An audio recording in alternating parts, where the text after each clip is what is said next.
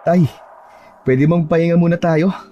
Kakatapos lang natin magtrabaho sa minani na Tito Mario tapos tayo pa naglilinis ng mga sasakyan nila. Mamaya na tayo magpahinga. Isang sasakyan na lang naman at tapos na tayo. Tay, pagod na talaga ako eh. Inabot na tayo ng alas 11 ng gabi dito. Di pa nga tayo nakakapaghapunan eh. Sa gitna ng pag-uusap ng mag-amang Alan at Berto ay dumating ang panganay na kapatid ni Berto na si Mario. Puno ng gintong alahas ang katawan nito. Meron itong makapal na bigote na akala mo ay isa tong pinuno ng sindikato sa mga lumang pelikula. O bakit nagkikwentuhan pa kayo dyan? Paano kayo makakatapos agad? Oo nga pala, biglang naging barado yung lababo sa kusina. Pagkatapos nyo dyan, ayusin nyo. Masyado ng gabi para tumawag pa ng tubero. Tito, hindi po ba masyadong gabi na para magtrabaho pa kami ni tatay? Alan. Sige kuya, ako nang bahala doon. Kayang-kaya ko na yan.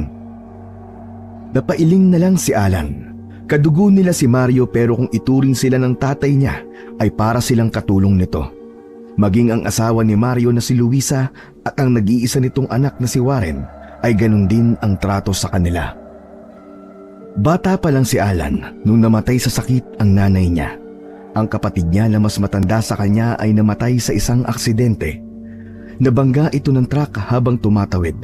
Kaya't simula noon ay sila na lang ng ama niyang si Berto ang magkasama sa buhay. Tahimik ang buhay nila dati.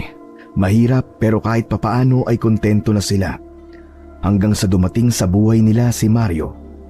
Nag-offer ito ng trabaho sa tatay niya bilang minero sa minahan ng ginto na pagmamay-ari ni Mario at ng asawa nito. Agad yung tinanggap ni Berto dahil wala itong regular na trabaho. Libre ang tirahan ni na Alan sa bahay ni na Mario, ngunit ang kwarto nila ay isang bodega na mainit. Puno ng mga lumang gamit. Nang tumagal sila ron ay naging utusan na sila ng pamilya ni Mario. May mga kasambahay naman ang mga ito, pero maging sila ay naging utusan na rin. Nang matapos ng high school si Alan, ay naging minero na rin siya. Ang tatay niya ang nagturo sa kanya ng trabahong yon. Hay! Salamat sa Diyos! Tapos na rin tayo maglinis ng mga sasakyan, tay. Kumain muna tayo tapos saka na natin ayusin yung lababo. Ikaw na muna ang kumain, Alan. Ako na mag-aayos sa lababo. Alam kong nagugutom ka na kanina pa. Sure ka ba, tay? Oo, sigurado ko, anak. Sige na. Nagtungo ang dalawa sa kusina. Kinuha ni Berto ang mga gamit sa pag-aayos ng lababo habang si Alan ay nagbukas ng mga kaldero sa dirty kitchen. Nadismaya siya nang makita na kakaunti na lang ang ulam. Isang ulo ng pritong bangus at kaunting ginisang gulay. Walan, Jo. Talagang nagtira pa sila. Bakit hindi ka pa kumilos dyan? Sige na, kumain ka na. Tiran mo ko ng ulam, ha? Tay, sa tingin niyo po ba kakasya sa atin to? Hindi nga aabot sa isopagus ko to eh. Ano kaya kung magbukas tayo ng corned beef sa pantry? Marami naman yun, di ba? Hindi na nila alam kung mababawasan yun ng isa. Nako, wag mo nang subukan. Nakita mo yung nangyari sa kasambahay na si Telma. Nagbukas ng sardinas kasi naubusan siya ng ulam. Aba, pinabayaran sa kanya ni Mario ng triple. Mamahalin pala yung sardinas na yun. Ikaw na lang ang kumain niyang ulam. Toyo at mantika na lang ang uulamin ko. Di tay, mamaya na lang po ako kakain. Sabay na tayo. Tutulungan na lang po kita sa pag-aayos ng lababo. Tapos pagkasyain natin tong natirang ulam sa ating dalawa. Hindi masaya si Alan sa buhay nila ng kanyang ama. Hindi niya maintindihan kung bakit hindi maganda ang turing ni na Mario sa kanila. Wala siyang natatandaan na naging masama ang tatay niya sa mga yon. Kung si Alan ang masusunod, gusto niya nang umalis sa bahay na yon. Mas ayos pa ang buhay nila sa dati nilang bahay. Wala silang pinagsisilbihan ng mga tao na kahit kamag-anak nila ay utusan naman ang tingin sa kanila. Kahit isang beses ay hindi naramdaman ni Alan na may totoong pagmamalasakit sina Mario sa kanila ng tatay niya. Minsan ay sinabi ni Alan kay Berto na baka pwedeng umalis na sila roon. Ang sabi naman ng tatay niya ay hindi pwede. Malaki raw ang utang na loob nila kay Mario. Ito raw ang gumastos sa libing ng nanay at kapatid niya. Pero alam ni Alan na hindi yun tulong kundi utang. Isang utang na matagal na nilang nabayaran dahil ilang taon na din na hindi sumahod ang tatay niya habang nagtatrabaho ito sa minahan. Ngunit kahit bayad na ang utang na yon, ay ayaw pa ring umalis ng tatay niya dahil iniisip nito ang utang na loob na yon. Kinabukasan, maagang nagising sila Alan at Berto. Habang nag-aalmusal sila sa dirty kitchen, ay lumapit si Mario. Bihis na bihis ito. Umaalingasaw ang pabongin nitong masakit sa ilong. Aba, mukhang may lakad ka kuya. Meron talaga. May tinitingnan akong lupa. May isang kuweba ron na ang sabi ay maraming ginto. Kapag nakuha ko ang lupang yon, doon muna kayo magtatrabaho. Dahil wala tayong masyado nakukuhang ginto doon sa pinagmiminahan nyo. Dagdag trabaho na naman. Pambihira talaga yan. Ano sinabi mo, Alan? Akala mo ba hindi ko narinig ang binubulong-bulong mo? Alam mo, kung puro ka reklamo, malaya ka namang makaalis. Marami pa akong makikitang kapalit mo. Kuya, pagpasensyahan mo na si Alan. Kilala mo naman yan, mapagbiro. Turuan mo kasi ng magandang asal yung anak mo. Napakalayo niyan sa anak ko na si Warren. May pagmamalaki ko kahit kanino ang batang yon. Hindi alam ni Alan kung ano ang may pagmamalaki kay Warren.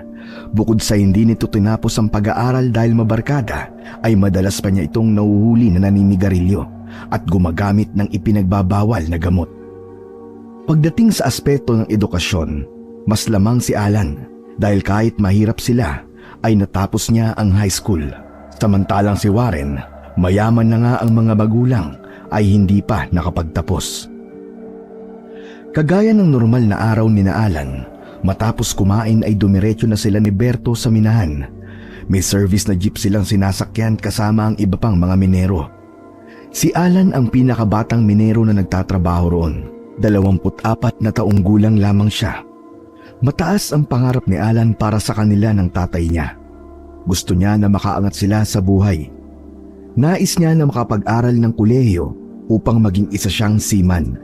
Bata pa lamang siya, ay yun na ang pangarap niya. Mula alas 7 ng umaga hanggang alas 5 ng hapon ang trabaho nila sa minahan.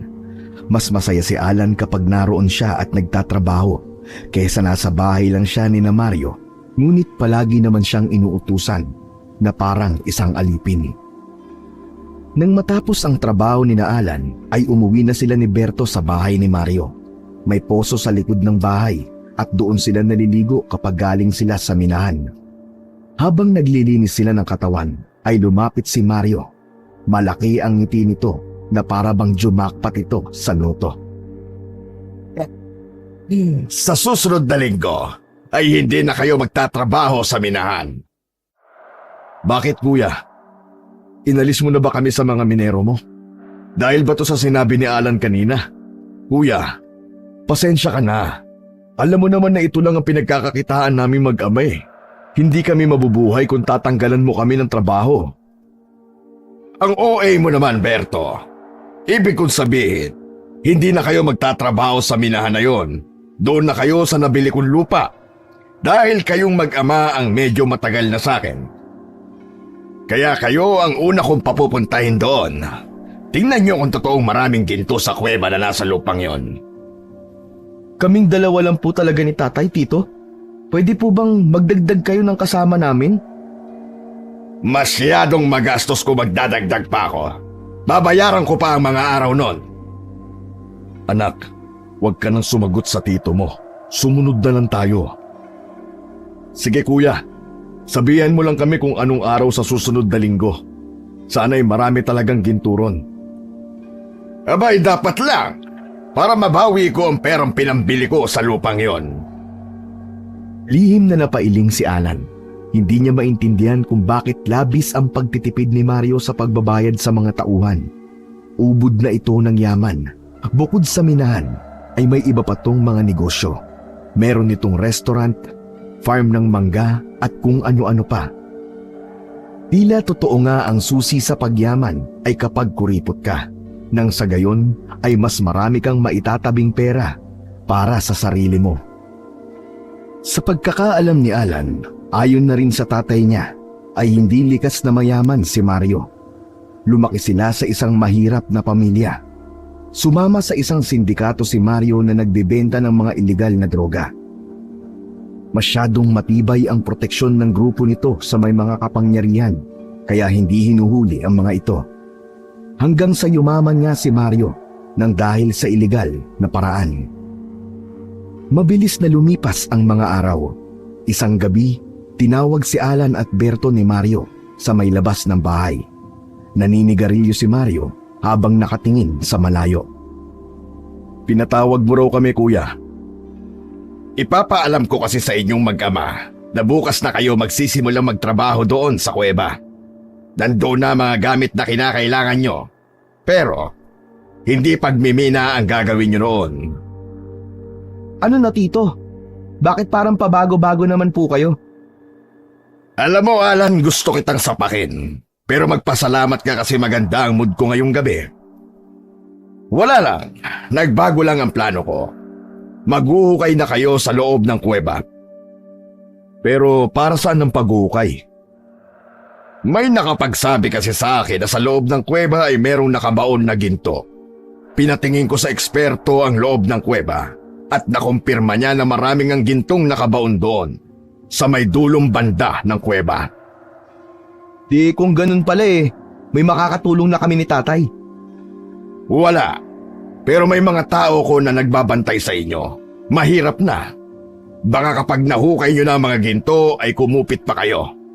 Magpahinga na kayong dalawa. Maaga kayong pupunta doon bukas. Magalang silang nagpaalam kay Mario. Pumunta na sina Alan sa kwarto nila. Humiga siya sa lumang kutsyon na nakalatag sa sahig. Tumitig si Alan sa kisame. Unang beses na maghuhukay siya ng ginto. Alam niya na iba yun sa trabaho niya sa minahan. Mas magiging madali sana yun kung nagdagdag pa si Mario ng kahit 2 tao na makakatulong nila ng tatay niya. Ngunit wala siyang magagawa kapag si Mario na ang nagdesisyon at nagutos. Pakiramdam niya tuloy ay laruang robot sila ng kanyang ama. Isang pihit lang nito sa kanila ay susunod na sila sa lahat ng gusto nito. Maya-maya pa ay tumabi na si Berto kay Alan. Tay, paano kung maraming ang ginto doon sa loob ng kuweba? Di, madadagdagan na naman ang kayamanan ni Tito Mario. Ganun na nga. Pero dapat ay maging masaya tayo para sa kanya, anak. Nakaka-proud si kuya kasi mula sa hirap ay nagawa niyang iahon ng sarili niya. Pero para sa akin, tay, hindi nakaka-proud ang paraan ng pagyaman ni Tito. Sa illegal na paraan siya yumaman, tapos nung mayaman na siya, ang pangit ng turing niya sa mga nagsisilbi sa kanya. Lalo na sa atin. Umamin ka, tay. Nung bata pa kayo ni Tito Mario, nagkaroon ba kayo ng malaking away? Gusto ko kasing maintindihan kung bakit ganito ang trato niya sa atin . Isang malalim na paghinga muna ang narinig ni Alan mula kay Berto bago ito sumagot. Sa pagkakaalam ko, anak, meron. Ako kasi ang bunso sa aming magkakapatid. Lahat ng pabor na sa akin. Paborito ko ni nanay at tatay. Si Kuya Mario naman, pasaway kasi siya dati. Parang si Warren ngayon, ganun ang ugali niya. Siguro, naiinggit siya sa atensyon na ibinigay sa akin ng mga magulang namin. Ganun lang? Parang wala ka namang kasalanan dun, tay. Sa kantagal na panahon na nun. Ano yun? Hanggang ngayon dala pa rin niya ang galit sa puso niya? Alan, hindi natin pwedeng diktahan ang damdamin ng isang tao. Kung para sa'yo, mababaw ang isang bagay, sa iba ay hindi. Tama na ang ganyang usapan. Matulog na tayo at bukas, mapapasabak tayo sa mabigat na trabaho. 5:00 ng umaga nang gisingin si Alan ng tatay niya. Agad silang naghanda para sa gagawin nilang trabaho sa araw na yon. Isang owner-type jeep ang sinakyan nila. Makalipas ang ilang sandali, ay lumiko ang sasakyan sa hindi sementadong daan. Lupa na ang dinadaanan nila. Inabot ng 1 oras ang biyahe nila. Nasa isang liblib na lugar ang lupang nabili ni Mario. Sinabi ng isa sa 2 lalaki na naroon na ang huhukay ni Alan ay nasa dulo ng kuweba. Hindi naman daw sila maliligaw kasi diretso ang daan. Kapag dead end na raw, yun na raw ang lugar kung nasaan sila maghuhukay. Nandoon din daw ang lahat ng gamit na kailangan nila. Pagpasok ni Alan sa kuweba ay naramdaman niya ang malamig na hangin sa loob. Inakala niya na mainit doon pero nagkakamali siya. Hawak naman ng tatay ni Alan ang isang rechargeable lamp. Makalipas ang 15 minutong paglalakad ay narating na ni Alan ang dulo ng kuweba. Merong mga ilaw na nakakabit sa paligid kaya maliwanag. Pinatay na ni Berto ang rechargeable lamp. Inumpisahan na agad nila ang paghuhukay gamit ang asarol at pala. Walang tigil sa pagbungkal ng lupa ang mag-ama. Ang pag-inom ng tubig ang tangi nilang pahinga. Pagsapit ng 12:00 ng tanghali ay kumain muna sila ng baon nilang pagkain. Tay, hindi ba nasabi sa ni Tito Mario kung gaano kalalim ang huhukayin natin? Hindi eh. Siguro hanggang sa mahukay na yung mga ginto. Hala, paano po kung 100 feet na ang nahuhukay natin pero wala pa rin? Imposible naman yung sinasabi mo, anak. Naisip ko lang, Tay. Paano kung walang ginto rito? Paano kung nagkamali lang yung sinasabi ni Tito na eksperto na tumingin dito? Huwag kang nagsasabi ng negatibong bagay, anak. Makatutulong to sa tito mo kapag nahukay natin yung ginto. Malay mo, bigyan niya tayo, di ba? Asa ka pa nabibigyan tayo nun? Dilata nga pinagdadamot niya, ginto pa kaya? Saka Tay, kilala ko si Tito Mario, ginto ang Diyos nun. Siguro nga, kahit sa pagtulog imbis na si Tita Luisa ang katabi niya, mga ginto ang kasiping niya. Ay nako anak, puro ka talaga kalokohan. Bilisan mo na ang pagkain para makapaghukay na ulit tayo. 3 araw na ng paghuhukay ni Alan at Berto, ngunit kahit 1 gramo ng ginto ay wala pa rin silang nakikita. Malalim na ang hukay na nagawa nila. Ayon kay Mario, huwag silang titigil hanggang hindi nila nahuhukay ang mga gintong nakabaon doon. Sa pagkakataon na yun ay meron ng isang tauhan si Mario na nagbabantay sa paghuhukay. Alam ni Alan na walang tiwala si Mario sa kanila ng tatay niya. Ang akala yata nito ay magnanakaw sila ng ginto sa oras na mahukay na nila yon. Kahit mahirap si Alan ay hindi siya tinuruan ni Berto ng pagnanakaw. Ang itinuro nito sa kanya ay kung may nais siyang bagay na makuha, dapat ay makuha niya yon sa marangal na paraan at sa paraan na magagawa niyang ikwento at ipagmalaki sa lahat. Habang naghuhukay sina Alan at Berto ay natigilan si Alan nang may marinig siyang boses ng lalaki. "Wag!" Yun ang sabi ng boses. Narinig mo ba yun, Tay? Ang alin? Yung boses ng lalaki. Ang sabi, wag. Wala naman ako narinig ah. Naku anak, guni-guni mo lang yun. Hindi, Tay. Narinig ko talaga. Parang nanggaling pa nga dito mismo sa hukay eh. Hay nako, magtrabaho na lang tayo. Gutom lang yan anak. Hayaan mo, 1 oras na lang at matatapos na tayo rito. Nang sumunod na araw ay muling nagukay sina Alan at Berto. Ngunit nasira ang water pump na ginagamit na siyang nag-aalis ng tubig sa hukay, kaya natigil muna ang pagtatrabaho nila. Nagpatawag si Mario na mag-aayos sa water pump. Hindi sila pinaalis ni Mario dahil baka maayos na din daw kagad yun.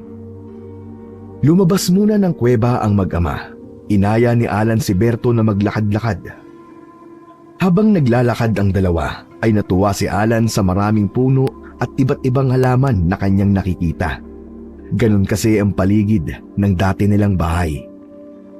Hanggang sa may narinig silang lagaslas ng tubig sa kung saan. Tay, mukhang may talon dito ah. Tara, hanapin natin. Gusto kong maligo kasi ang init-init eh. Nagpatuloy ang dalawa sa paglalakad. Hindi nagkamali si Alan dahil isang mababang talon ang kanilang natagpuan. Maraming malalaking bato sa gitna at napakalinaw ng tubig. Nagubad si Alan ng damit at pantalon, gayon din si Berto. Lumublob sila sa malamig na tubig na nagbibigay ng ginhawa sa kanila. Para silang mga batang nagtampisaw. Hindi akalain ni Alan na may nakatagong magandang talon sa lugar na yon. Sabay na sumisid sa malalim na bahagi sina Alan at Berto. Nang umahon ang ulo nila sa tubig, ay pareho silang nagulat nang may nakita silang isang babae at isang lalaki. Nakatayo ang mga yon malapit sa mga damit na hinubad nila. Parehas nakasuot ng itim na damit ang dalawa. Nakatingin ang mga ito sa kanila at seryoso ang muka. Sa tansya ni Alan ay parehas na nasa 40 na ang edad ng mga yon. Magandang umaga po. Kayo po ba ang may-ari ng talon na ito? Pasensya na po kung naligo kami ng anak ko ha. Sobrang init lang po kasi talaga. Anong pangalan ninyo? Ako po si Berto. Ito pong anak ko, Alan po ang pangalan. Ako si Elsa. At itong kasama ko ay si Victor, ang aking asawa. Hindi kami ang nagmamay-ari ng talon na ito. Malaya kayong maligo dyan kahit na anong oras. Ganun po ba? Sige ho, maraming salamat. Nandito kami para makiusap sa inyo. Alam namin na kayo naghuhukay sa loob ng kuweba. Itigil niyo na ang paghuhukay doon. Sa pagkakataong yon, ay nakisali na si Alan sa usapan. Mawalang galang na po. Pero tauhan po ba kayo ni Tito Mario? Inutos po ba niya sa inyo na itigil na ang paghuhukay doon? Hindi namin kilala ang tinutukoy mong Mario. Ang alam namin, kayo naghuhukay sa kuweba. Hindi naman pala kayo tauhan ni Tito Mario eh. Hindi kayo nagpapasahod sa amin kaya hindi namin kayo susundin. Alan, ano ba? Pasensya na po kayo sa anak ko. Matabil talaga ang tila ng batang to eh. Matanong ko lang ho pero bakit niyo po gustong itigil namin ang paghuhukay? Basta, sundin niyo na lang kami. Pero hindi na natapos ni Berto ang sasabihin dahil tumalikod na sina Elsa at Victor. Naglakad na ang dalawa palayo hanggang sa hindi na nila nakita ang mga yon. Kita mo yun, Tay? Ang babastos, di ba? Hindi pa nga tapos na kausapin, nag-walk out na kagad. Hayaan mo na. Pero bakit gusto nilang tumigil tayo sa paghuhukay? Hindi kaya alam nila na may ginturon tapos gusto nila sila ang makakuha? Hindi natin alam. Tara na, bumalik na tayo sa kuweba at baka okay na yung water pump. Hindi maipaliwanag ni Alan pero habang kausap nila sina Elsa at Victor ay may kakaibang kilabot siyang nararamdaman.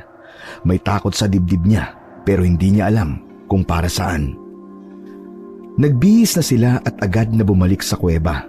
Hindi pa rin naaayos ang water pump at ang narinig ni Alan ay kailangan nang bumili ng bago. Natuwa si Alan nang sabihin ni Mario na pwede na silang umuwi at bukas na ulit sila maghuhukay.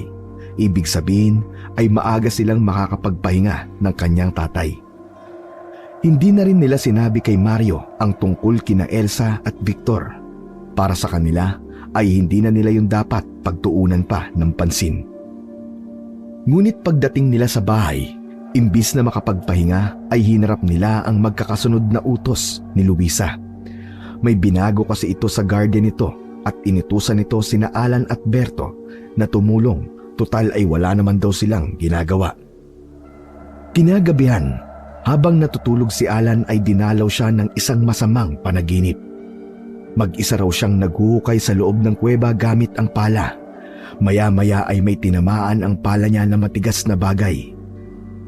Nagpatuloy siya sa paghuhukay, ngunit biglang may mga naaagnas na mga kamay ang lumabas mula sa ilalim ng lupa. Napakaraming kamay at hindi niya na yun mabilang. Hinawakan ng mga kamay ang paa ni Alan. Sigaw siya ng sigaw. Humingi siya ng tulong ngunit walang nakakarinig sa kanya. Hanggang sa lumambot ang lupang kinatatayuan ni Alan. Naging madali para sa mga kamay ang hilahin siya sa ilalim ng lupa. Nang magising si Alan, ay tagaktak ang pawis niya sa muka. Hindi rin siya makahinga ng maayos na para bang totoo siyang ibinaon sa ilalim ng lupa. Kinabahan si Alan dahil sa panaginip niyang yon. Pakiramdam niya kasi ay totoo ang lahat. Ano kayang ibig sabihin nun? Hindi kaya isang pangitain yun? Nang sumunod na araw ay nagpatuloy na ang paghuhukay ni Alan at Berto. Bumili na si Mario ng bagong water pump at tila sa kanila pa nito sinisi ang pagkasira ng naunang water pump dahil sila ang gumamit. Ang masama pa, kailangan daw nilang bayaran ang nasirang water pump kaya babawasan nito ng paunti-unti ang sahod nila sa araw-araw. Inasahan ni Alan na aalma ang tatay niya, ngunit tahimik lang ito. Isa yon sa ayaw niya sa kanyang ama. Masyado itong mabait. Kahit inaapi na, ay hindi pa rin kumikibo. Pagdating ni Alan sa kuweba, ay agad nilang sinimulan ang paghukay. Nang ibaon na ni Alan ang pala niya sa lupa na may kaunting tubig, ay may naramdaman siyang matigas na bagay sa ilalim. Napatingin siya sa kanyang amang si Berto. "Tay, Bakit? may matigas na bagay akong tinamaan sa ilalim." Sigurado ka? Baka bato lang yan. "Hindi, parang iba. Sigurado ako na hindi bato to. Tay, baka ito na yung hinuhukay nating mga ginto." Kahit alam ni Alan sa sarili na hindi sila mabibigyan ng ginto na mahuhukay doon, ay may kasabikan pa rin siyang nararamdaman. Mas binilisan na nilang dalawa ang paghuhukay. Nilakasan nila ang water pump upang hindi mabilis na magkaroon ng tubig sa hukay.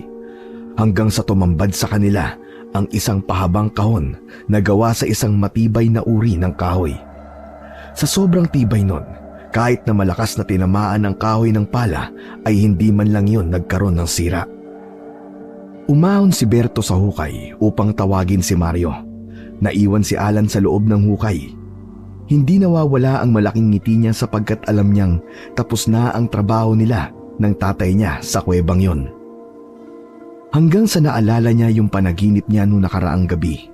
Napatingin siya sa lupang tinatapakan niya. Naisip niya na baka magkatotoo ang panaginip niya at may mga kamay na humila sa kanya. Sa takot niya ay umahon na rin siya. Hinintay niya ang tatay niya at si Mario sa gilid ng hukay. Maya-maya ay dumating na ang mga yon. Kasama ang dalawang lalaki na nagbabantay sa kanya, maging ang lalaking eksperto sa paghahanap ng mga ginto ay naroon din. Dahil patuloy sa pag-andar ang water pump, ay nakikita pa rin ang pahabang kahon. May mga kakaibang nakaukit pa roon. Mga simbolo na hindi alam ni Alan kung ano ang tawag dahil noon lamang siya nakakita ng ganong mga simbolo. Sinabi ng eksperto na ang kahon na yon ay naglalaman ng mga ginto. Isang malakas na tawa ng tagumpay ang pinakawalan ni Mario. Sa wakas! Hindi na sayang ang pera at pagod ko, pare. Ang galing mo talaga. Hindi ako nagkamali na ikaw ang pinatingin ko sa kuweba na ito. Masayang pagpapasalamat ni Mario sa eksperto sa paghahanap ng mga ginto. Siya ba ang nagukay? Napagod daw siya. Lihim na nainis si Alan kay Mario. Hindi man lang nito naisip na magpasalamat sa kanila ng tatay niya. Gayong sila ang ilang araw na nagpakapagod sa paghukay upang makuha nito ang mga ginto. Sige, hukayin niyo pa yan para malagyan ng kadena. Kailangan makuha na ang mga ginto ko. Walang imik na sumunod sina Alan at Berto sa utos ni Mario. Kung makapagsalita ito ay para itong isang Diyos na dapat sundin. Muling bumaba ang mag-ama sa hukay. Sa pagpapatuloy ng kanilang paghuhukay ay nalaman nila na malapad ang kahon kaya mas lalong natuwa si Mario. Ibig sabihin daw ay marami talaga ang gintong laman nun. Nang magkaroon na ng espasyo sa gilid ng kahon ay ibinaba na ang kadena. Nahirapan sina Alan na ilusot sa ilalim ng kahon ang kadena ngunit nagawa pa rin nilang mag-ama.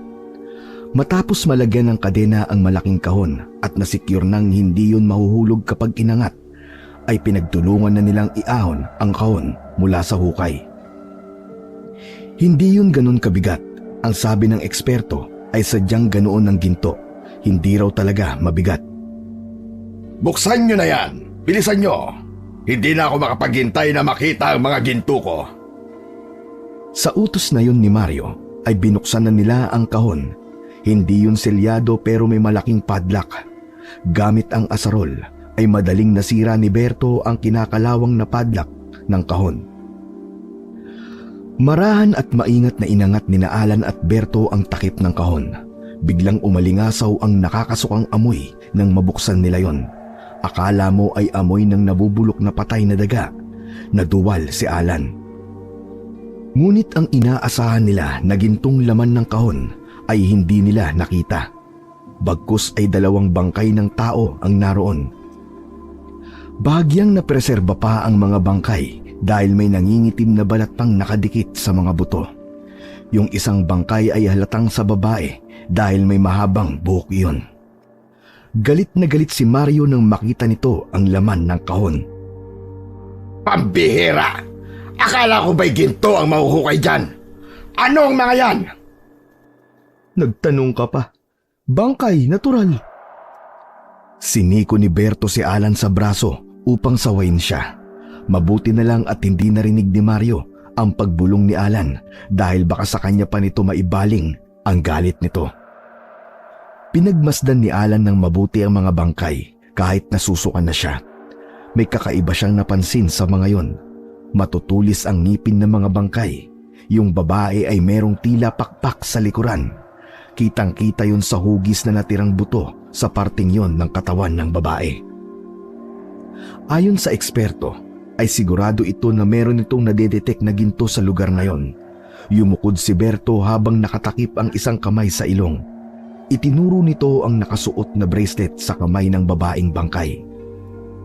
Teka, ito siguro na-detect mo. Sa tingin ko'y ginto ang pulseras na yan. Anong gagawin ko sa isang perasong pulseras? Marami ako niyan sa bahay.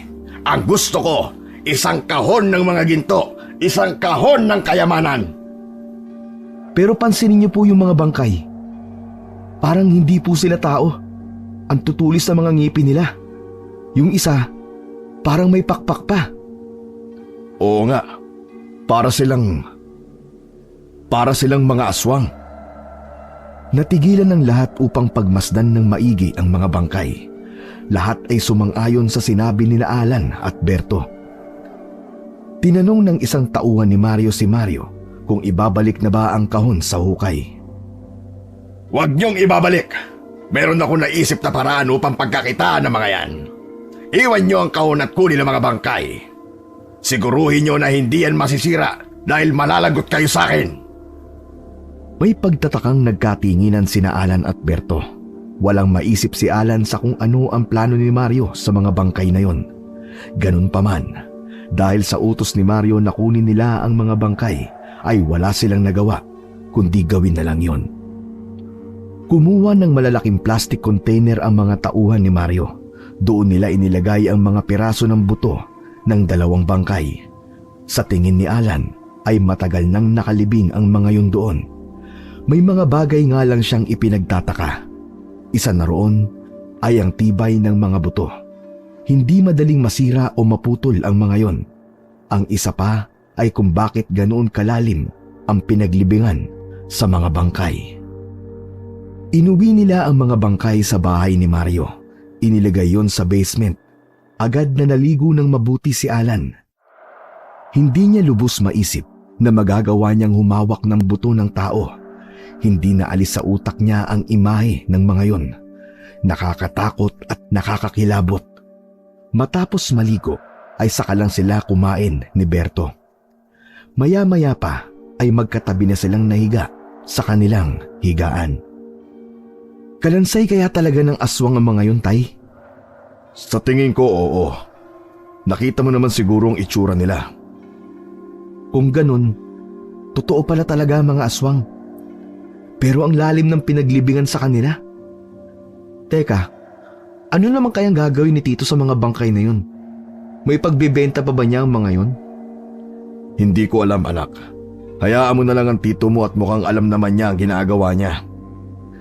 Pero nakita niyo po ba yung reaksyon ni Tito Mario kanina nung makita niyang walang laman na ginto yung kahon? Ang epic nun, Tay. Kulang na lang malaglag ang panga niya eh. Buti nga sa kanya, akala niya siguro naka-jackpot na siya. Pero hindi, bokya. Alan, hindi tama na pinagtatawanan mo ang kabiguan ng isang tao. Kawawa na nga si kuya kasi malaki ang nagastos niya sa pagkakahukay tapos mahal din yata ang ibinili niya sa lupa kung saan yung kuweba na yon. Sus, barya lang yun sa kanya, tay. Kung may dapat kang kaawaan, tayo dapat yun. Baka nakakalimutan niyo po na tayo magbabayad ng water pump na nasira pero hindi naman tayo may kasalanan. Aba, halos wala na po tayong sasahurin ah. Hayaan mo na. Parang tulong na rin natin yun sa kanya kasi meron tayong bahay na natutuluyan. Utang na loob natin yun sa Tito Mario mo. Hindi na umimik pa si Alan dahil alam niya na kahit anong sabihin niya tungkol kay Mario ay kokontrahin lamang ng tatay niya. Masyadong mabait si Berto kaya kahit ang pagkwentuhan ng isang tao ay hindi nito kayang gawin. Ngunit kung si Alan ang tatanungin, wala silang utang na loob kay Mario. Kung binibigyan man sila nito ng pera ay dahil yun sa nagtatrabaho sila rito. Yung utang naman nila sa pagpapalibing sa nanay at kapatid niya ay matagal nang nabayaran. Kaya walang ibang hiling si Alan kundi ang malinawan ang isip ng tatay niya at magdesisyon itong umalis na sa poder ni Mario. Makalipas ang isang linggo ay nagkaroon ng construction ng isang malaking bahay sa biniling lupa ni Mario. Pinagtrabaho sina Alan at Berto roon. Walang sinabi si Mario kung para saan ang bahay na yon at hindi na rin nagtangkang magtanong sina Alan. Minamadali ng gusto ni Mario na matapos ang bahay na yon. Gumawa rin ng sementadong daan papasok sa bahay. Ilang buwan ang lumipas ay natapos na ang napakalaking bahay. Wala yung kwarto. May mga comfort room lamang at isang napakalaking espasyo na kung titingnan ay parang function hall sa isang mamahaling hotel. Nilagyan yun ng mga mamahaling dekorasyon kagaya ng mga antik na malalaking banga. Sa pinakagitna ay may dalawang malaking lamesa.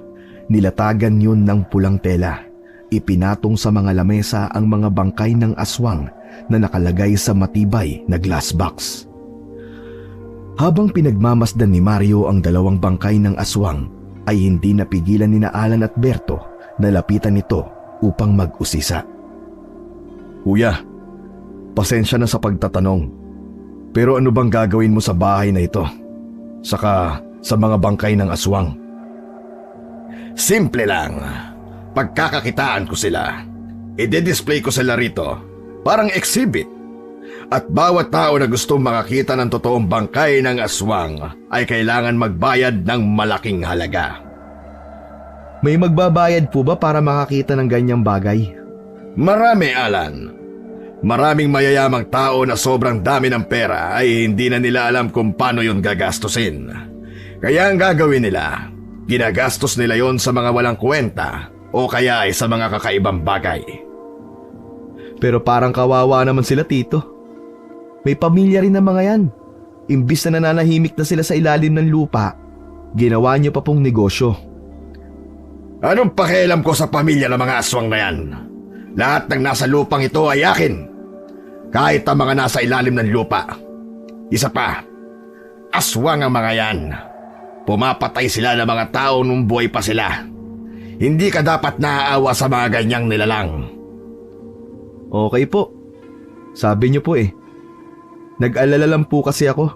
Baka mamaya may dalang malas siyang gagawin niyo. Walang malas-malas kung malaking pera ang kapalit. Alam mo, kaya hanggang ngayon ay mahirap pa rin kayo ng tatay mo kasi puro awa ang pinapairal ninyo. Oo nga pala. Kayong dalawa magiging bantay sa bahay na ito. Kapag nagbukas na ang museo na ito, ay dito na kayo maninirahan. May papagawa kong kwarto sa inyo sa basement. Huwag kayong mag-alala kasi tataasan ko ang sahod niyong mag-ama. Napatingin si Alan sa tatay niya. Gusto niyang sabihin na parang pinaglalaruan lang sila ni Mario. Kung saan-saan na kasi sila nito nilalagay na trabaho. Pinanlakihan ng mata ni Berto si Alan dahil tila alam nito na meron siyang sasabihin na ikaiinis ni Mario. Ngunit naisip ni Alan na baka mas maging madali ang trabaho nila roon. Mas komportable dahil air-conditioned ang buong museum. Ang medyo ikinakatakot lang ni Alan ay ang nasa loob ng museum na yon, ang dalawang bangkay ng aswang. Mabilis ang naging paglipas ng mga araw. Nagsimula nang mag-operate ang museum. Umaga pa lang ay naglinis na sina Alan at Berto. Naisip ni Mario na sa gabi bubuksan ang museum upang mas maramdaman daw ng mga magpupunta roon ang takot.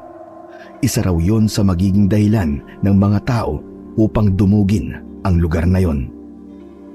Malakas ang kapit ni Mario sa may mga kapangyarihan, kaya walang nakialam dito kahit pa may nakaalam na merong nahukay na bangkay sa lupang pagmamayari nito. Alas 9 ng gabi nang magbukas ang museum, maraming mamahaling sasakyan ang nakaparada sa paligid. Si Berto ang nasa entrance. Siya ang nag-i-scan ng QR code sa cellphone ng mga taong papasok. Ang QR code ang nagsisilbing entrance ticket, habang si Alan ang nagsiserve ng pagkain at inumin. Parehas silang nakasuot ng white long sleeves polo at black pants. Itim din ang kanilang sapatos. Grabe tay, hindi ko po ini-expect na ganito karaming tao magpupunta dito. Tapos lahat yata super yaman. Tingnan mo mga sasakyan nila oh. Ang gaganda. Mukhang mamahalin lahat. Marunong talaga sa negosyo si Kuya Mario. Alam niya kung saan siya kikita ng malaki. Marunong nga po sa negosyo, pero hindi naman marunong trumato ng tama sa mga tauhan niya na kagaya natin.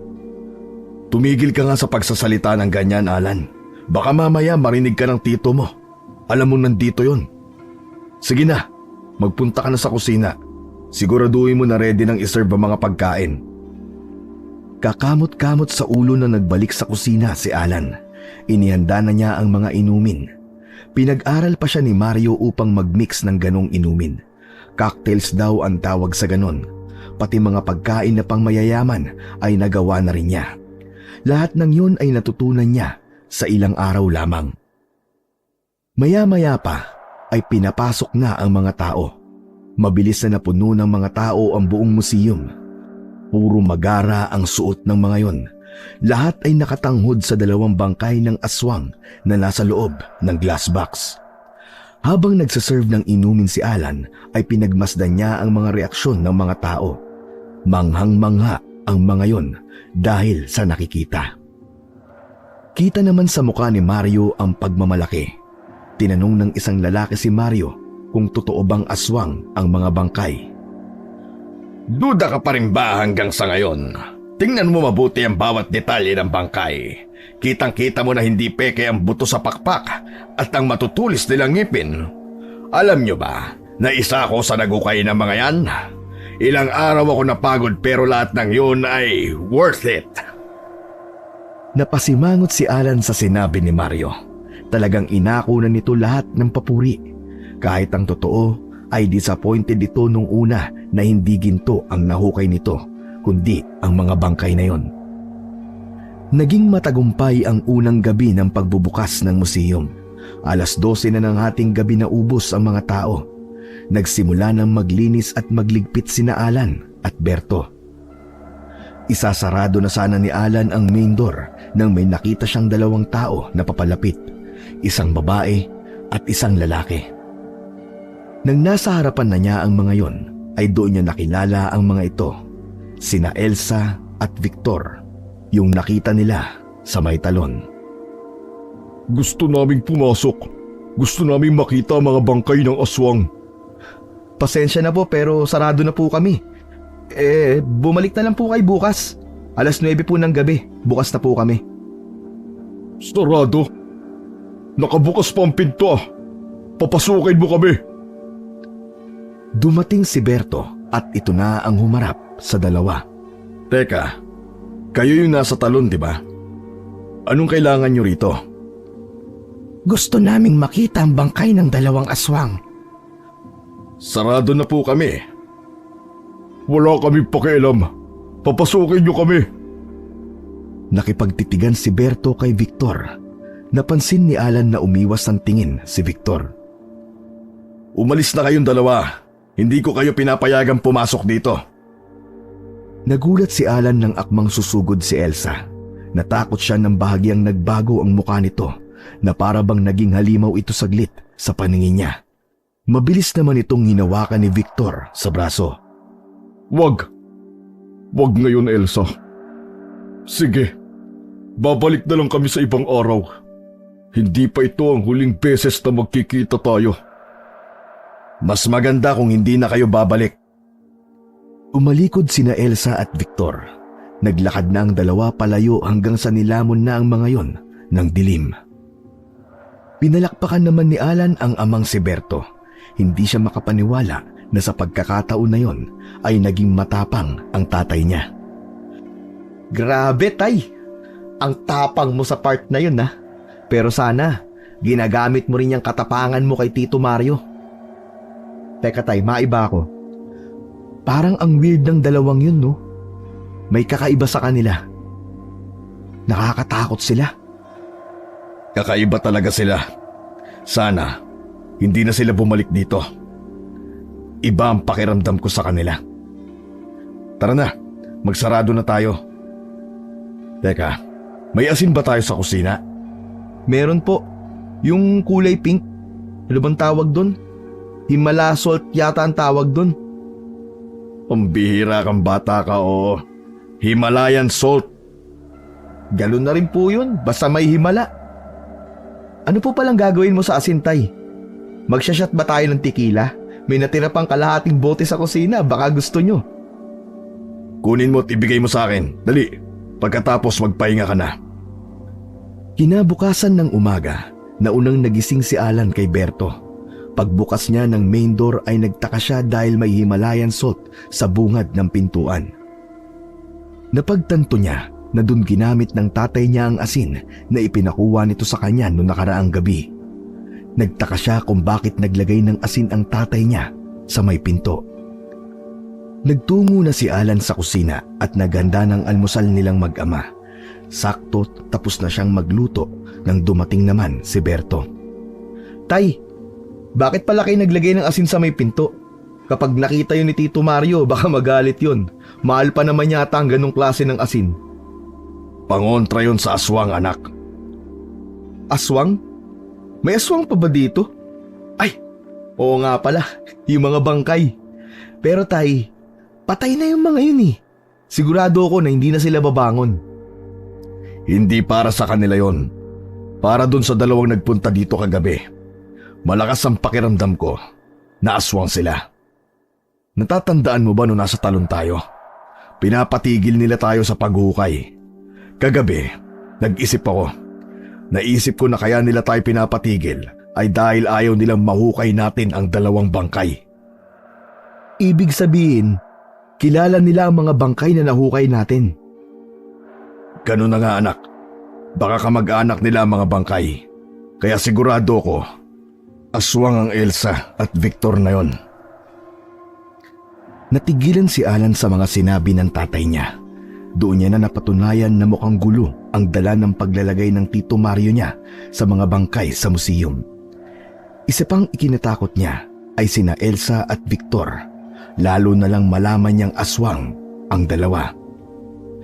Pero tay, paano mo nalaman ng lahat ng yan? Parang ang dami mo namang alam tungkol sa mga aswang. Hindi na mahalaga yon, anak. Ang importante, masiguro natin na ligtas tayo rito. Sa tingin ko, hindi titigil sina Elsa at Victor hanggang sa hindi nila nakukuha ang mga bangkay.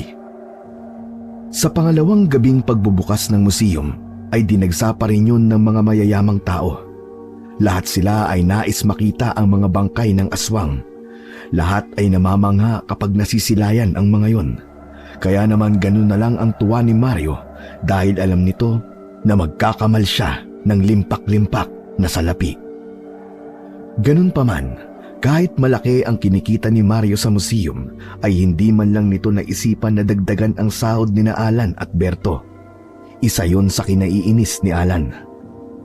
Hindi man lang kasi nakikita ni Mario na nagtatrabaho sila ng maayos ng tatay niya. Ngunit alam din naman ni Alan na ganun talaga ang kalakaran sa mundo, lalo na at may mga taong hindi patas kung lumaban. Isang linggo na ang museum pero patuloy pa rin ang pagdating ng mga tao gabi-gabi. Sa gabing yun ay nagpalit muna ng trabaho sina Alan at Berto. Medyo masama ang pakiramdam ni Alan kaya doon muna siya sa medyo mas madaling trabaho. Nang pumasok si Mario ay nagtaka ito nang makita na si Alan ang nasa entrance. Ipinaliwanag ni Alan na masama ang pakiramdam niya. Papagalitan pa siya sana nito Pero may biglang dumating. Nanlaki ang mga mata ni na Alan nang makita niya sina Elsa at Victor. Kayo na naman? Hindi ba kinausap na kayo ng tatay ko? Hindi nga kayo pwedeng pumasok dito. Alam na namin na mga Alan, ano bang sinasabi mo? Bakit ganyan ka makipag-usap sa mga taong gustong pumasok sa aking museum? Pero kasi tito, Nagbayad kami sa online para makita ang mga bangkay. Inilabas ni Victor ang cellphone nito. Meron itong QR code para sa entrance. Nakita mo na? Itinataboy mo ang pera ko, Alan. Pasensya na ho kayo sa aking tauhan. Sige na, magpaskan na kayo para makapasok na kayo. Wala nang nagawa si Alan kundi ang i-scan ang QR code ni na Victor. Nakakalokong ngumiti ang dalawa habang papasok. Subukan nyo lang na may gawin kayong masama sa loob. Maraming asin sa kusina. Uubusin ko sa inyong dalawa lahat ng Himalayan salt, maniwala kayo. Mula sa entrance ay pinanood ni Alan ang bawat galaw ni na Elsa at Victor. Kung titingnan ay normal na tao lamang sila. May takot sa dibdib siya sapagkat alam niya kung ano talaga si na Victor. Gusto niya nang puntahan ang tatay niya upang sabihin na naroon sa loob si na Victor. Pero hindi niya magawang makaalis sa pwesto niya dahil patuloy ang pagdating ng mga tao para masilayan ang bangkay ng mga aswang. Makalipas ang ilang minuto, mapayapang umalis sina Victor at Elsa. Tinapunan na masamang tingin si Alan nang lumabas ang dalawa. Hindi nagpasindak si Alan at nilabanan niya ng tingin ang mga ito. Nang makapagsarado na sila, ay doon na nasabi ni Alan na kanina ay nandoon sina Elsa at Victor. Ayon sa tatay niya, ay hindi niya na napansin ang dalawa. Bago sila matulog ay naglagay sila ng asin sa may pinto. Nalaman ni Alan sa ama niyang si Berto na mabisa ang asin na panlaban sa mga aswang. Hindi raw makakapasok ang aswang sa isang bahay kung may asin sa bungad ng pinto. Tuwing Lunes at Martes ay sarado ang museum. Yun ang araw ng pahinga ni na Alan at Berto. Pero kahit na sarado ang museum ay hindi pa rin sila nakakapagpahinga. Kailangan nilang maglinis palagi at magbantay doon. Alan, dito ka muna ha. Pupunta lang ako sa bayan. Ano pong gagawin niyo doon, tay? Bibili lang ako ng asin. Sayang yung Himalayan salt eh. Baka malaman pa ng tito mo na inuubos natin yon. Baka magalit sa atin. Sige po, tay. Mag-iingat po kayo. Nang buksan ni Berto ang main door, ay napansin ni Alan na natigilan nito. Nilapitan niya si Berto at nalaman niya na nasa labas sina Elsa at Victor. Alam ko ang kailangan nyo at alam ko kung ano kayo. Umalis na kayong dalawa rito. Ayaw namin ng gulo. Alam mo naman pala ang gusto namin. Kaya ibigay mo na lang. Sundin nyo kami bago kami mapilitan na gamitan kayo ng dahas. Hoy! Huwag mong pagsasalita ng ganyan ng tatay ko ah! Mga magulang namin ang mga bangkay na pinagkakakitaan ninyo. Matagal na silang nananahimik sa ilalim ng lupa. Bilang mga anak. Masakit para sa amin na makitang pinagpipiestahan sila ng mga tao para sa kanilang ikatutuwa. Siguro naman, kahit na sa inyo mangyari ay hindi rin kayo matutuwa. Halimbawa, yung bangkay ng asawa at anak mong namatay, hinukay at pinagkakitaan. Anong gagawin mo?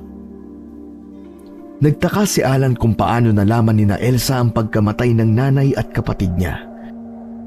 Pero marahil ay sadyang may kakayahan ng mga aswang na wala ang isang normal na tao. Kung kami masusunod, hindi namin huhukayin ng bangkay ng mga magulang nyo. Hindi namin yung pagkakakitaan. Pero tauhan lang kami rito. Utusan lang kami ng anak ko. Ang kausapin nyo ay ang kapatid kong si Mario dahil siya ang may-ari ng lugar na ito. Tama si tatay. Naalala niyo ba yung lalaki na nagpapasok sa inyo nung magpunta kayo rito? Siya si Mario, siya ang tito ko. Siya ang kausapin niyo. Babalik kami mamayang gabi. Kukunin namin ang dapat namin kunin.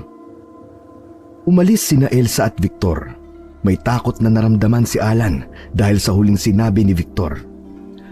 Ayon kay Berto na kanyang ama, mukhang seryoso ang dalawa na babalik ang mga yon, kaya dapat daw ay maging handa sila. Itinuloy ni Berto ang pagbili ng asin sa bayan. Dinamihan na niya upang hindi agad maubos. Pagbalik niya sa museum ay kumuha sila ni Alan ng mga kawayan at gamit ang itak ay nilagyan niya ng tulis ang dulo ng mga kawayan. Pagsapit ng gabi, naglagay na si Alan ng asin sa bungad ng main door. Kumuha sila ng 2 upuan at pumwesto sila ng upo sa harapan ng 2 glass box para silang mga gwardya na nagbabantay ng isang mamahaling alahas. Tay, bakit ba natin to ginagawa? Bakit hindi na lang natin hayaan sina Elsa at Victor na kunin tong 2 bangkay? Nakakaawa kasi sila eh. Mga magulang pala nila to. Sa atin pinagkatiwala ng tito mo ang museum na to, anak. Kaya dapat ay protektahan natin ang lahat ng bagay na nandito. Nakakawalang gana kasing bigyan ng pabor si tito eh. Hindi man lang marunong magpasalamat sa atin. Kung tutuusin nga eh. Hindi kasama sa trabaho natin na lumaban sa mga aswang. Magsasalita pa sana si Berto, ngunit may narinig silang 3 katok sa pinto. Nagkatinginan silang mag-ama. Kinabahan si Alan, ngunit nilabanan niya yon.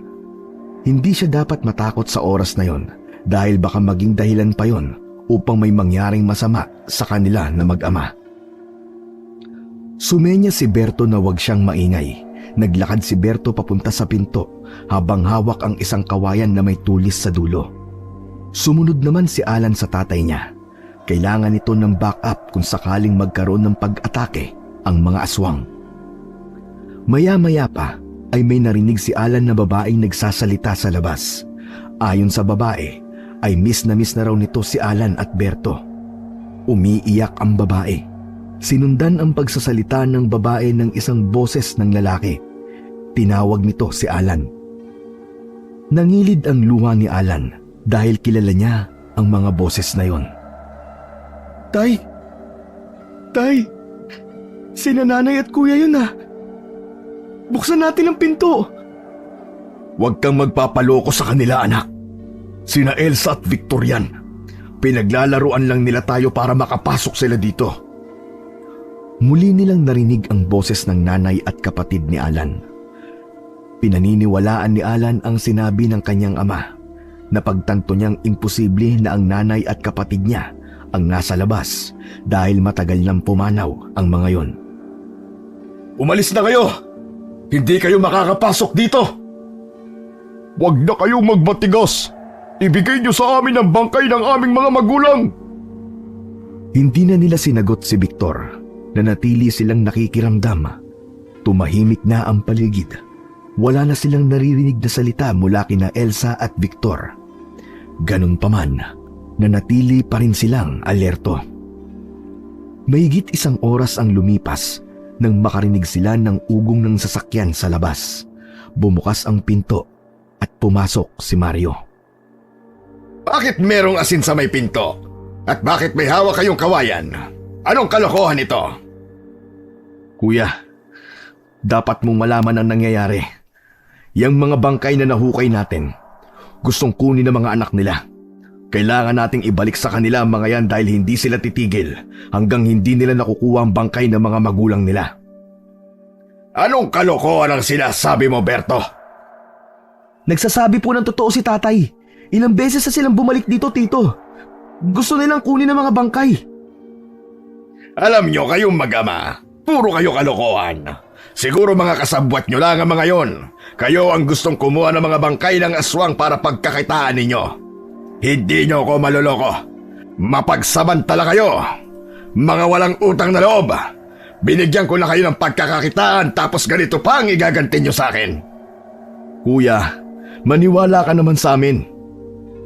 Tay, tama na. Alam mo, tito, matagal ko na tong gustong sabihin sa'yo eh. Ubod ng sama ang ugali mo. Kadugo mo kami pero kung ituring mo kami para kami mga utusan mo. Oo, pinapasahod mo kami. Pero hindi makatao ang pagtrato mo sa amin.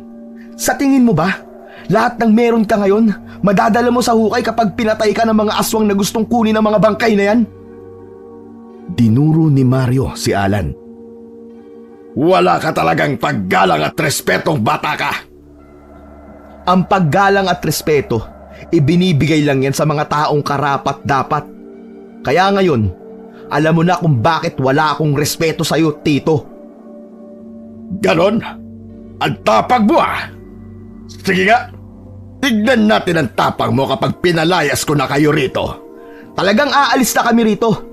Hindi mo kami kailangang palayasin.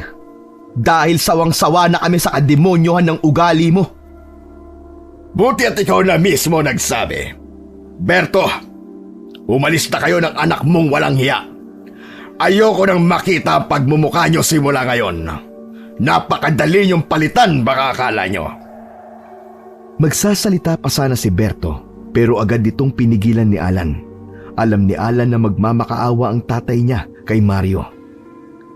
Sa pagkakataon na yon ay ayaw na niyang masaksihan ang pagtiklop ng tuhod ng tatay niya sa kapatid nito.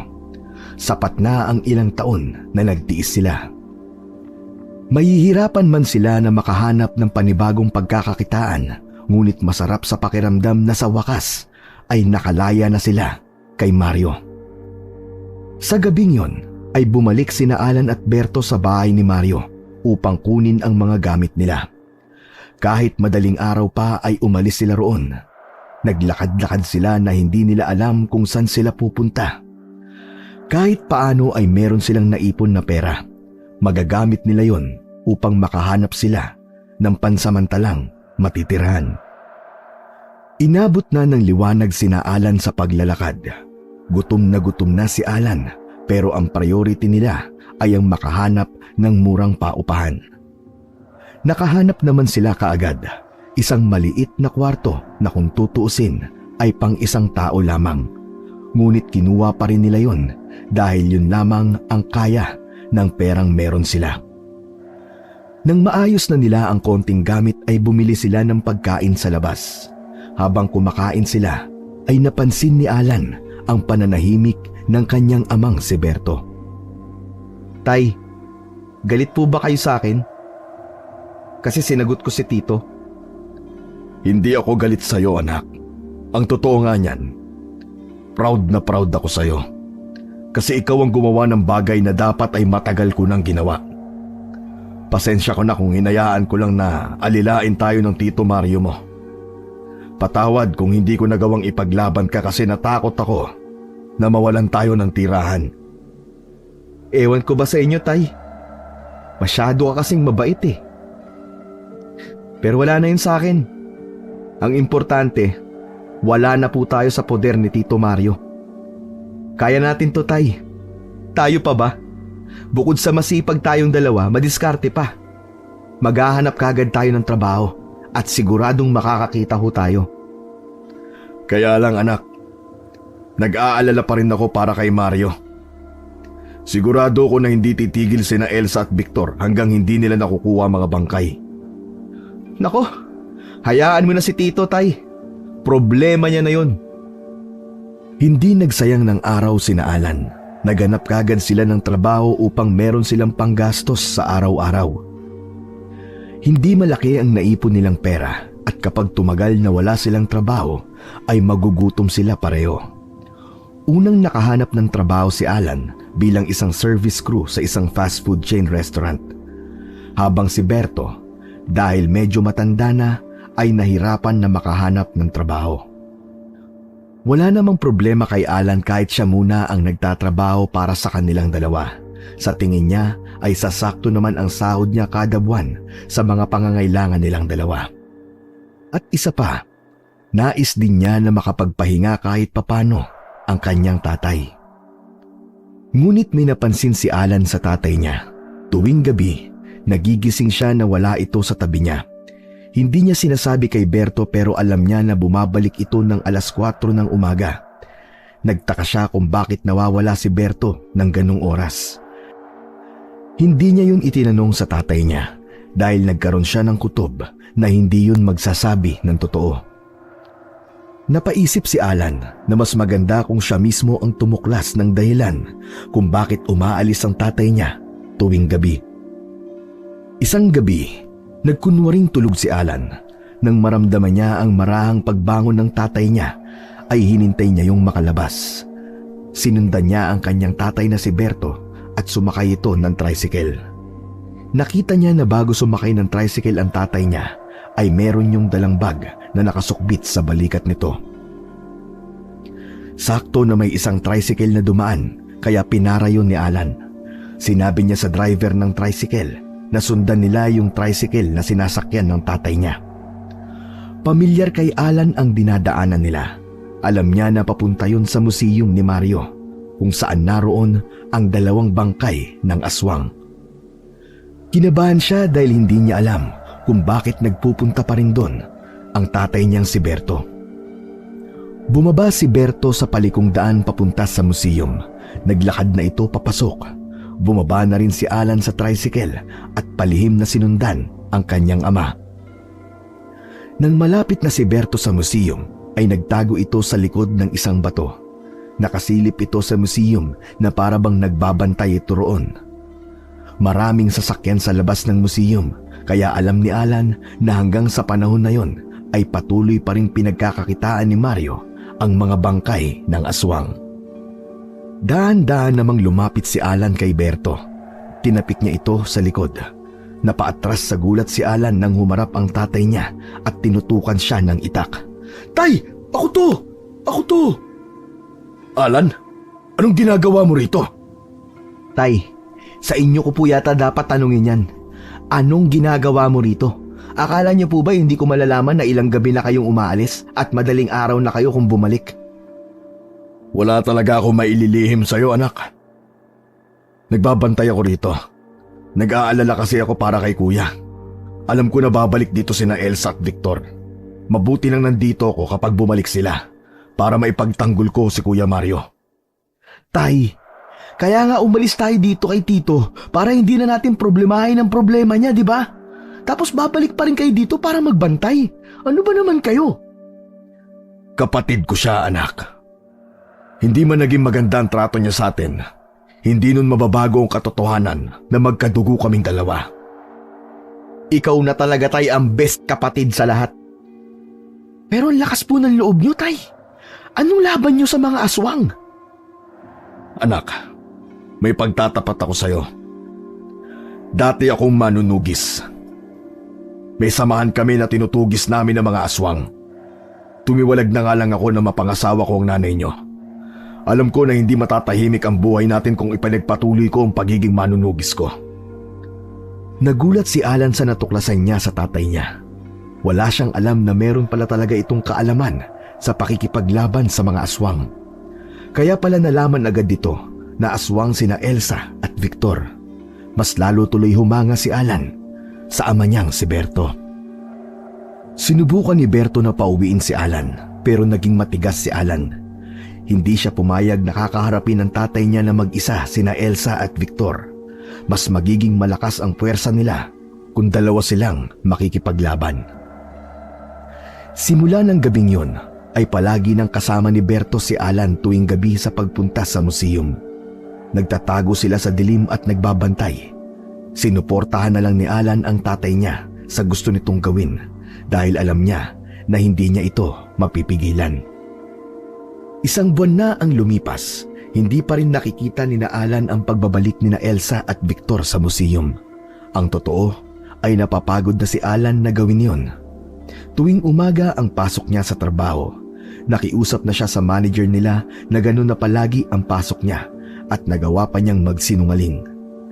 Sinabi niya na may sakit ang tatay niya at kailangan ay meron itong kasama tuwing gabi. Walang kaalam-alam ang manager niya na hindi yun totoo. Napawang kasinungalingan lamang ang lahat. Dahil ang totoo ay sinasamahan niya ang tatay niya sa pagbabantay sa museum. Isang gabi, habang nagtatago sila sa likod ng malaking bato, ay hindi na napigilan ni Alan ang magtanong sa amang si Berto. "Tay, hanggang kailan ba natin gagawin tong pagbabantay dito? Isang buwan na natin tong ginagawa pero mukhang hindi na babalik sina Elsa at Victor. Baka sumuko na sila. Yung parang nag-move on na lang sila siguro." Hanggang sa masiguro ko na ligtas na si kuya sa mga aswang na yon. Malakas ang kutob ko na naghihintay lang sila ng magandang pagkakataon. Panigurado kasi, kung mailigtas man natin si Tito sa mga aswang, kahit thank you, wala tayong matatanggap dun. Ayos lang sa akin kahit wala. Basta magampanan ko ang pagiging kapatid ko sa kanya. Ayos na yun sa akin. May isang beses na na-curious si Alan kung ano ang laman ng bag na dala lagi ng tatay niya. Binuksan niya yon at may nakita siyang isang plastik ng asin, buntot ng pagi at itak. Napagtanto niya na talagang handa ang tatay niya kung sakali na makakaharap nila sina Elsa at Victor. Maraming gabi pa ang lumipas na matyagang nagbabantay sina Alan sa labas ng museum. Minsan ay nakakatulog na siya at gigisingin na lang siya ni Berto kapag sumisilip na ang araw sa silangan. Nung una ay napipilitan lamang si Alan na gawin yon, pero nang tumagal ay nakasanayan niya na ang ganoong routine nila. Nagkaroon na siya ng excitement sa kung anuman ang pwedeng mangyari kapag nakaharap na nila sina Elsa at Victor, tapos makikita niya ang mga ito sa anyong aswang. Sa tanang buhay niya, hindi pa siya nakakakita ng buhay na aswang, bangkay pa lang. Sigurado si Alan na kapag nagkaroon na siya ng mga anak, ay isa yon sa palagi niyang ikikwento sa mga anak niya. Hanggang sa isang gabi, habang nagbabantay sina Alan, ay nakita nila ang pagdating ng isa sa mga sasakyan ni Mario. Nakita nila na bumaba ito ron at pumasok sa museum. Bandang 11:00 ng gabi ay nakatulog na si Alan. Nasanay na siyang matulog sa lupa habang ang tatay niya ay gising. Makalipas ang ilang sandali, ay ginising ni Berto si Alan. Nakarinig si Alan ng sigawan ng mga tao sa loob ng museum. Bakit, tay? Ano nangyayari? Mukhang nasa loob sina Elsa at Victor. Ito na ang hinihintay natin, anak. Tay, anong gagawin natin?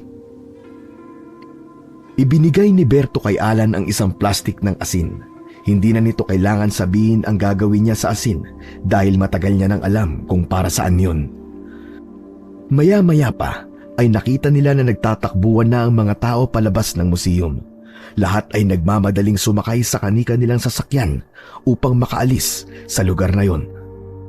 Matapang na lumabas sina Alan at Berto mula sa malaking bato. Sa isang kamay ni Berto ay hawak nito ang itak at sa isa naman ay ang buntot ng pagi. Malalaki ang hakbang nila. Akala mo ay mga sundalo sila na susugod sa isang gera. Tay, pwede bang akin na lang yung itak o kaya yung buntot pagi? Parang mas astig kasi akong tingnan kung meron akong armas, di ba? Dahil sa sinabing yun ni Alan, pinanlakihan lang siya ng mata ni Berto. Napapisay na lang si Alan dahil sa ginawa niya. Pagpasok nila sa museum ay tanging sina Mario, Elsa at Victor lamang ang nandoon.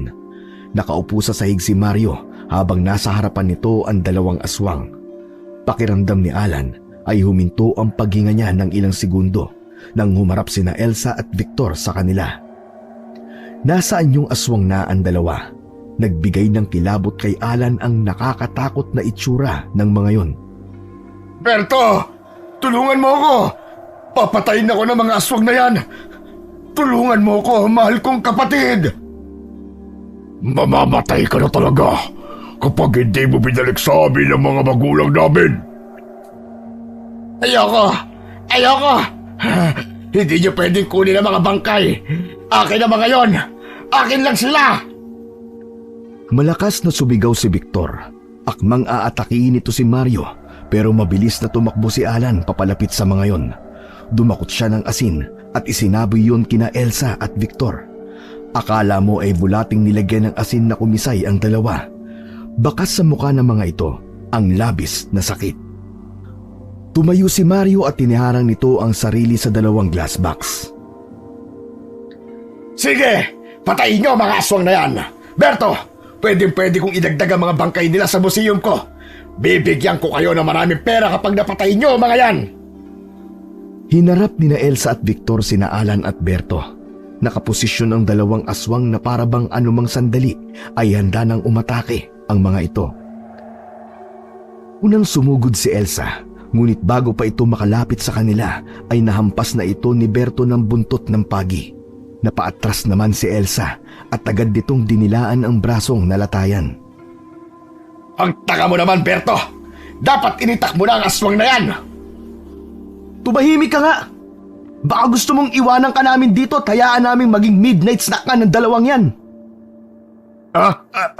Okay, sige. Tatahimik na ako. Pasensya na. Kayo na ang bahala dito. Sige, aalis na ako. Tatakbo sana palabas si Mario pero bigla itong sinunggaban ni Victor. Natumbas si Mario. Ngumanga ng malaki si Victor at buong puwersa nitong kinagat sa kaliwang binti si Mario. Napasigaw si Mario dahil sa sakit habang humihingi ng tulong sa kanila. Nang sabuyan ni Alan ng asin si Victor ay saka lang nito pinakawalan si Mario. Walang tigil na sinabuyan ni Alan ng asin si Victor hanggang sa mapunta ito sa isang sulok. Pinuntahan ni Elsa si Victor at tinulungan nito si Victor na dilaan ang mga lapnos na balat nito dahil sa asin. Gumapang si Mario pabalik sa tabi ng glass box. Hindi na nito magawang makatayo dahil sa sugat na tinamo dahil sa kagat ni Victor. Nilapitan ni Alan at Berto si Mario. Hindi nila inalis ang tingin nila kay Elsa at Victor. Hindi kami aalis hanggang hindi namin tala ang mga bangkay ng magulang namin. Mangarap ka ng gising, aswang. Hindi mo makukuha ang bangkay ng mga magulang mo. Tumahimik ka na nga, Tito. Ang ingay mo. Mamaya lalo kang kagatin yan eh. Kapag ba nakuha nyo na ang mga bangkay, ay kaya nyong mangako na hindi na kayo babalik dito kahit kailan? Ayan lang naman ang pakay namin. Kahit nilapastangan niyo ang bangkay ng mga magulang namin, kaya naming mangako na titigilan na namin kayo sa oras na ibalik niyo yan sa amin. Hindi na kami babalik pa rito kahit na kailan. Sinulyapan ni Alan ang tatay niya. Alam niya na sa oras na yon ay nag-iisip ito kung ano ang susunod nitong gagawin. Berto, patayin mo na sila. Bakit ba nakatayo ka lang dyan? Ano pang ginagawa mo? Tumiim ang bagang ni Berto. Gamit ang puluhan ng itak ay paulit-ulit nitong pinukpok ang glass box hanggang sa nabasag iyon. Isinunod nito ang isa pang side ng glass box at isa pang pukpok ay agad yung nabasag. Anong ginawa mo? Anong ginawa mo, Berto? Sige na, kunin niyo na ang mga bangkay at huwag niyo na kaming gagambalain kahit kailan. Huwag na kayong babalik dito.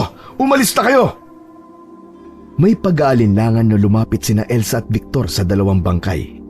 Maingat na kinuha ng dalawa ang mga bangkay at hindi nakaligtas kay Alan ang nangingilid na luha kay Elsa. Doon niya napagtanto na nagawa lang ng manakit na mga aswang dahil sa ginawa ni Mario sa labi ng mga magulang nina Elsa at Victor. Pipigilan pa sana ni Mario ang pagkuha sa mga bangkay pero nang angilan ito ni Victor ay napayakap ito sa binti ni Berto. Mabilis na umalis ang dalawa habang bitbit ang bangkay ng kanilang mga magulang. May sayang naramdaman naman si Alan dahil alam niyang tapos na ang pananalakay ng aswang sa kanila. Nagpumilit tumayo si Mario. Itinuon nito ang mga kamay sa gilid ng lamesa kung saan nakapatong ang basag na glass box. At galit nitong hinarap si Berto. Hindi mo ba alam kung ilang milyong piso ang pinakawalan mo? Hindi ka talaga nag-iisip. Wala kang utak. Sasampalin sana ni Mario ang kapatid niya, ngunit mabilis na hinawakan ni Alan ang kamay ni Mario. Tinitigan niya ito ng buong tapang. Wala kang karapatan na saktan ng tatay ko, Tito Mario. Hindi mo na kami utusan. Bakit hindi ka nalang magpasalamat dahil sa amin ay buhay ka pa hanggang sa ngayon at makakauwi ka pa sa pamilya mo? Alan, tama na yan. Tara na, umuwi na lang tayo. Marahas na binitiwan ni Alan ang kamay ni Mario. Hindi na siya umasa sa pasasalamat nito.